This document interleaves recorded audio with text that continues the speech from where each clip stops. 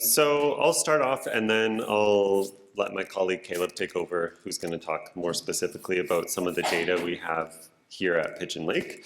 But it's nice to see some new faces here. Usually when we come out here, everyone I think is bored about hearing about our organization, but I see some new faces. So I'll just let you know that my name's Brad. I'm with the Alberta Lake Management Society. I have my program manager, Caleb, here as well. We've got two other staff back in Edmonton, and we're just a small organization that works to improve our understanding of lakes and reservoirs and their watersheds. And we have done a lot of work on Pigeon Lake over the years, and we work very closely with the PLWA. And I'll show you a little bit of the work that we have been doing and kind of why we're now thinking about road salts and chloride. So this is some of the work that we do across the province through our Lake Watch program. These are the lakes that we visit or have visited over the years, and Pigeon Lake is one that we sample almost every single year with the support of the PLWA. So the bigger the circle on the map, the more times that lake has been sampled. And so I think Pigeon is really fortunate in the sense that they do have a lot more water quality, long-term water quality, than many of the lakes in the province. So we can track changes in Pigeon Lake's water quality very closely over time, and we can look for long-term trends in key parameters like chlorophyll A, total phosphorus, Secchi disk depth, or water clarity.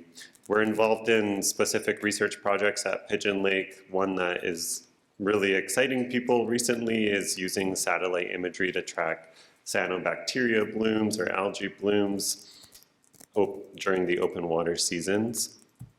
We're also looking at data during the ice-covered season. So we're looking at data on lakes in the wintertime. And this program has been growing quite rapidly over the years. And Pigeon Lake, thanks to Catherine and Dawn, especially Dawn, who's been collecting a ton of winter samples for us.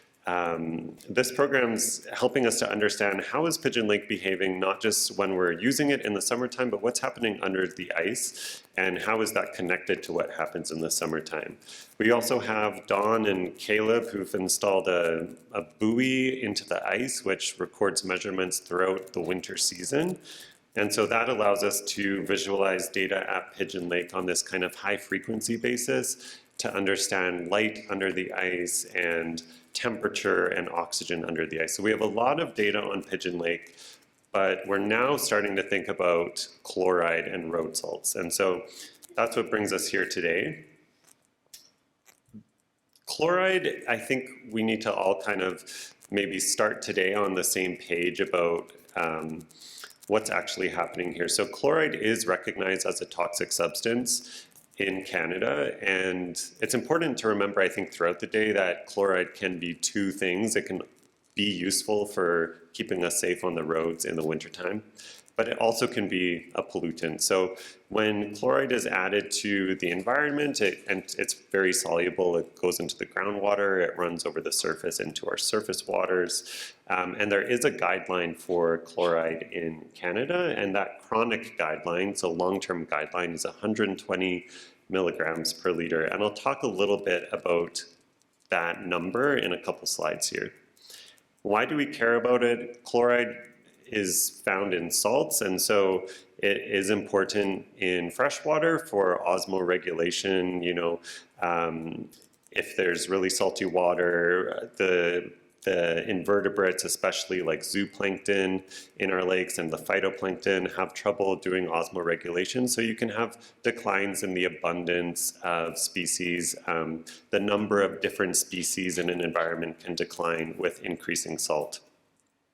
In really extreme cases, like imagine a small urban lake, it's shallow, you can have so much salt building up in the bottom of these lakes that the lake no longer is able to mix vertically. So it creates such a density gradient that there's difficulty in mixing. I don't think that would ever be the case at Pigeon Lake. You would need a ton of salt, and Pigeon is a very big lake, but this is being seen in more urban environments. So chloride use is having impacts both on the physical nature of lakes, but also the biology of lakes.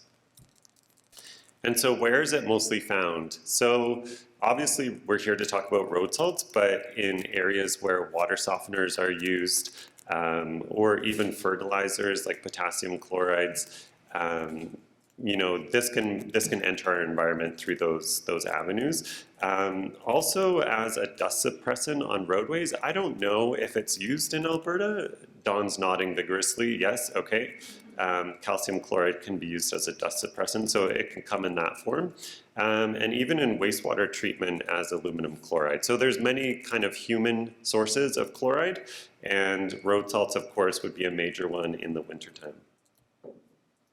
So the obvious question is, we're adding it onto our roads. Do we see it increasing in our environments? And Dugan et al., this is a really important paper from 2017, looked at a region of North America, the Northeast Lakes region, she called it, and tried to determine if there's elevated chloride in those lakes. And what she found was yes. So what I've kind of pulled out from this paper here is that a lot of lakes in this region are at risk of exceeding even 100 milligrams per liter in the next couple decades. So chloride is increasing dramatically in these regions, and some lakes in that region had well over the chronic guideline. But what was the most important predictor of whether chloride would be increasing in a lake? And it was how much impervious land cover was in the watershed, so roadways and things like this. So even as little as 1% impervious road cover within 500 meters of a lake was enough to predict that the chloride would be increasing in that lake. The second best predictor was crops in the watershed. So I think that plays into the fertilizer piece, but impervious road cover is something to really think about as we wonder where is the chloride going to end up when we dump it on our roadways. So something to think about for the Pigeon watershed here. The other thing I wanted to talk about too was that 120 milligram per liter chronic guideline. So that's the guideline set in Canada. And when we think about these guidelines, we don't necessarily want to think of them as like a goalpost, where as long as we're below that, we're good. So there is some research by Greco et al., this is really recent, 2021, that showed in mesocosm, so if you isolate a portion of a lake and add chloride to that, and you monitor the changes in the biological communities, what happens there? And by the chronic guideline, you'd already lost 70% of your zooplankton.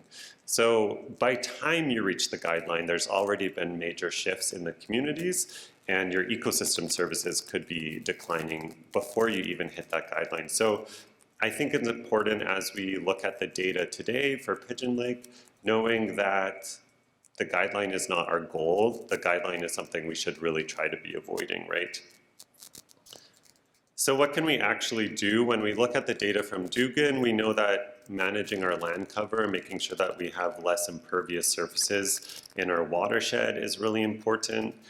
Dugan talks about this really is a policy issue, and making sure that we improve our education around salt use and how we use salt, knowing that we probably are not going to stop using salt, so can we use it in the most effective way to optimize the usage, right? And there are different strategies, which I'm sure you all know better than me, like using brine solutions or something like this appropriately can really help to limit the amount of salt in our watersheds and the salt that ends up in our lakes.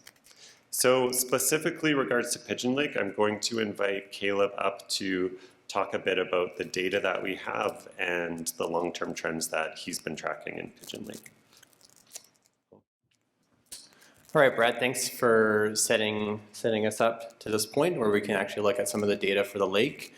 Sitting out there, I know that the screen is a little bit small and a little bit dim. And I'm going to be throwing a lot of figures at you, so I'm going to do my best to describe them to the best of my ability. So before we actually look at, maybe how the salts are changing over time in the lake, it's really good to know, what salts actually exist in the lake and what their relative abundances are. So this is a figure that I've produced for any lake that's sampled through our Lake Watch program, where the top portion of the figure has the major ions that are found in our lakes. Sodium, magnesium, potassium, calcium, chloride, sulfate, bicarbonate, and carbonate. And from that top figure, what it really is showing me is that the primary ion or salt that's in Pigeon Lake is bicarbonate, and that's pretty consistent with other lakes in the province as well, and that the other ions are in relatively low abundance. In the bottom figure, each gray line represents the levels of each of those ions in other lakes that were sampled through the Lake Watch program in 2021.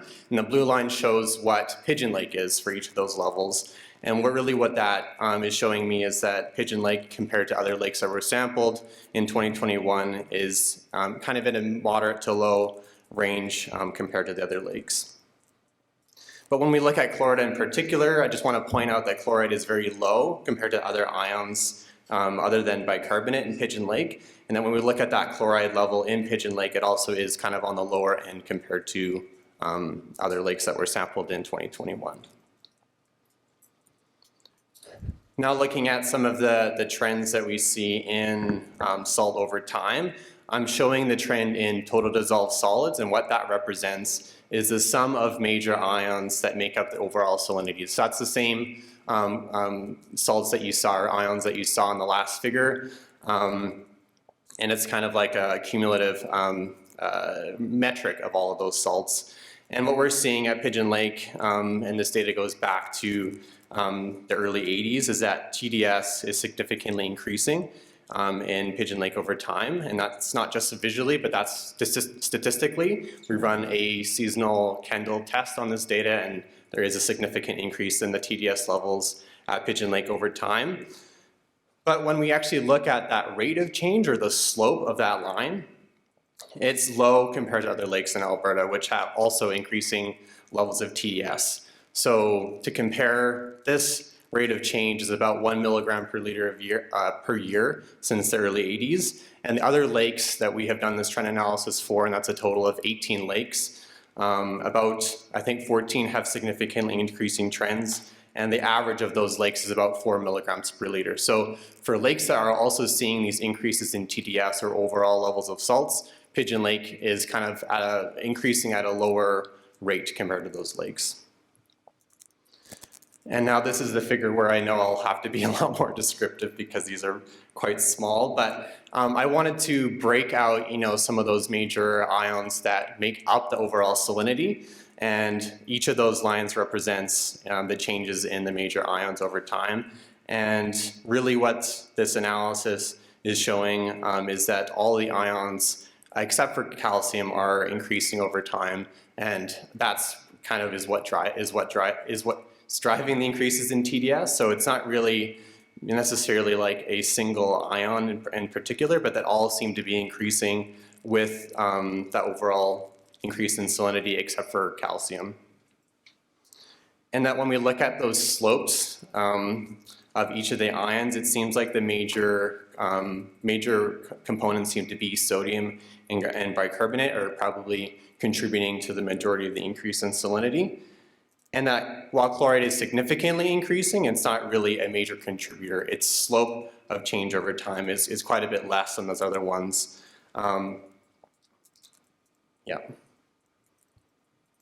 And then I want to contextualize, that chloride change over time as well with other lakes. And this figure really shows what other lakes are experiencing as well. So this is those other 18 lakes we've done the trend analysis for using our Lake Watch data. And that chloride does seem to be a very important salt to be looking at in our lakes. And out of 18 lakes where we do our trend analysis, 16 have these increasing levels of chloride over time.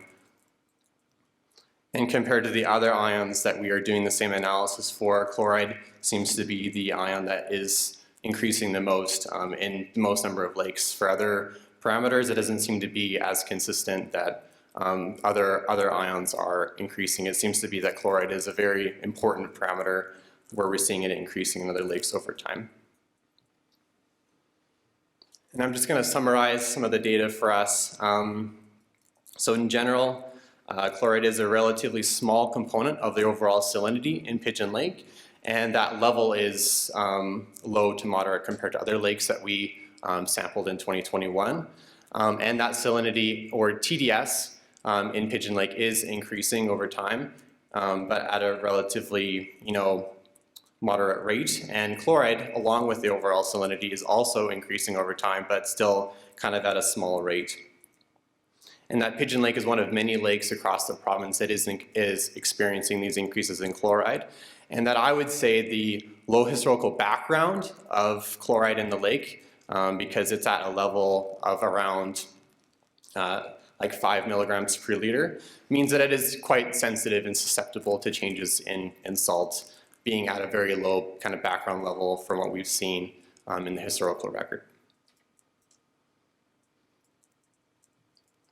And that's all we have for our presentation. So if you want to email either Brad or myself any questions, our emails are on the screen. And I think otherwise, we're happy to take any questions that you might have. Thank you.